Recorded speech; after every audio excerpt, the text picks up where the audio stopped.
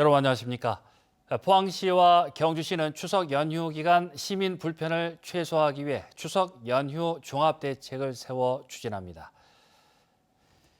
포항시는 9월 28일부터 10월 3일까지 516명의 근무 인원을 편성해 재난재해, 교통, 응급의료 등 10개 분야에서 비상처리반을 운영합니다.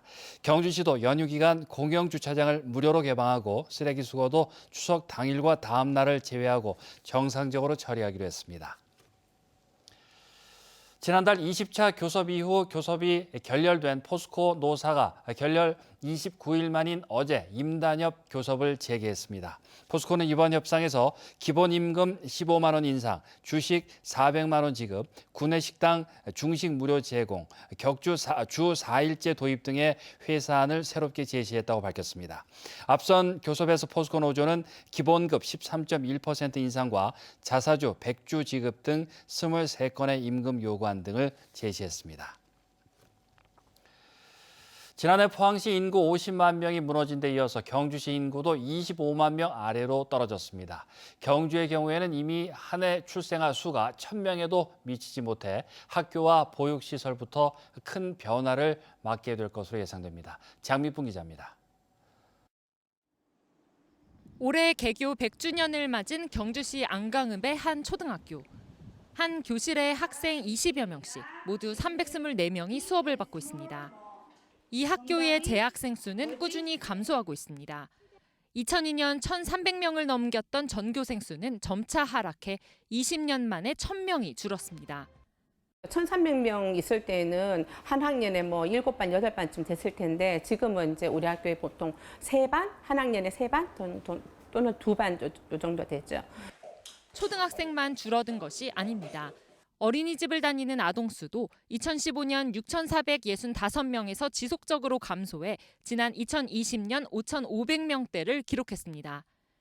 한때 200곳이 넘었던 어린이집 수는 이제 절반 가까이 줄어든 것으로 추정됩니다. 보육시설 줄폐업은 경주시 출생아 수가 1,000명에도 미치지 못할 만큼 감소했기 때문입니다. 2020년 1,100명을 기록했던 출생아 수는 지속적으로 떨어져 지난해 981명, 합계 출산율은 0.893을 기록했습니다. 각급 학교와 학원 등의 교육 시장에 아주 큰 변화가 올 수도 있습니다. 또한 작은 가족 단위로 변화될 것이며 저출산 고령화로 지방의 지역 경제 활력이 저하될 것으로 보입니다. 반면 자연 감소 인구는 지난해 1,709명으로 출생아 수의 2배 가까이 증가했습니다. 지난달 기준 경주시 주민등록 인구는 24만 8,335명으로 지난해 10월 25만 명 선이 무너진 이후 줄곧 감소세입니다. 지역 청년들이 경주를 떠나지 않고 생애 정착하도록 지역 대학과의 협력을 통한 지역 특화형 사업을 발굴하고 국가적 공모사업 유치를 통해 양질의 일자리 창출과 현격한 인구 감소세가 이미 시작된 만큼 실효성 있는 젊은 층 유입 정책이 시급하다는 지적입니다. MBC 뉴스 장미쁨입니다. 경주시와 황남상가 시장 상인회는 오늘부터 24일까지 제1회 동행축제를 개최합니다. 이번 행사에서는 버스킹 공연과 체험, 전통놀이 등 다양한 프로그램이 이어지고 먹거리 부스와 함께 축제 기간 중에 시장 구입 영수증을 제출하면 다양한 경품을 제공합니다. 1969년 78개 점포로 시작한 황남시장은 황리단길이 인기를 얻으면서 지난 2021년 전통시장으로 등록하고 활성화 공모 사업을 추진하고 있습니다. 대구지검 영덕지청은 태양광 발전 사업체 대표로부터 불법 정치자금 1억 3,500만 원을 수수한 영양의 박모 경북도의원을 정치자금법 위반 혐의로 구속 기소했다고 밝혔습니다.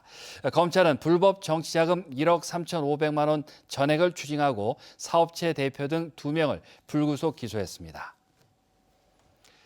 대구지검 포항지청은 지난 4월 5일 포항시의원 재선과 관련해 특정 후보 지지 발언을 하면서 금품 제공 의사를 표시한 포항의 한 면지역 선관위 부위원장을 공직선거법 위반 혐의로 불구속 기소했다고 밝혔습니다. 포항시 북구선거관리위원회는 읍면동 선관위원은 선거운동을 할 수 없는데도 면단위 부위원장이 이를 어겨 지난 4월 3일 검찰에 고발했습니다.